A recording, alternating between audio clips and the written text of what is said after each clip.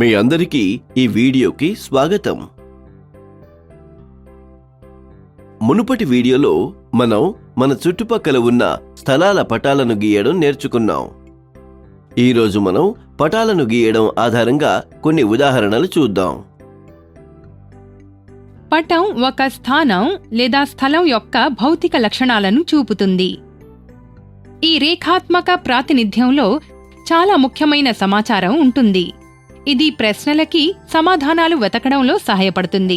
మునుపటి వీడియోలో మనం పటాన్ని స్పష్టంగా గీయడం మరియు అర్థం చేసుకోవడం నేర్చుకున్నాం. రండి పటాన్ని చూసి కొన్ని ప్రశ్నలకు సమాధానాలు వెతుకుదాం. ఆడుకుంటుంటే రియా మరియు అరుణ్లకి ఒక పటం దొరికింది. ఆ పటం మీద స్క్రీన్పై చూడవచ్చు, వారి మదిలో చాలా ప్రశ్నలు తలెత్తాయి. రండి వాటి సమాధానాలు వెతుకుదాం. ఈ పటం ఏం చూపుతుంది? జాగ్రత్తగా గమనించి చెప్పండి. కా రోడ్డుపై వెళుతున్న మనుషులు, ఖా గృహ నిర్మాణం, గా పార్క్ నుండి ఇంటి వరకు గల దారి. శాభాష్! ఈ పటం పార్కు నుండి ఏదైనా ఇంటి వరకు గల దారిని చూపుతుంది. దారిలో ఏ భవనం నిర్మించబడి ఉందో మీరు చెప్పగలరా? కా వైద్యశాల, ఖా పాఠశాల, గా జంతు ప్రదర్శనశాల.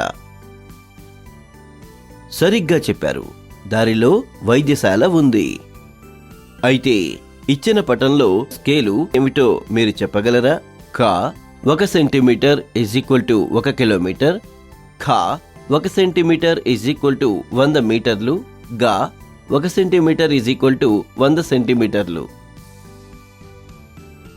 ఇక్కడ పటం యొక్క స్కేలు 1 సెంటీమీటర్ = 100 మీటర్లు అని మీరు చూడవచ్చు.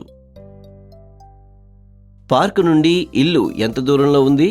ఖా 7.8 కిలోమీటర్లు, ఖా 4.5 కిలోమీటర్లు, గా 2.4 కిలోమీటర్లు.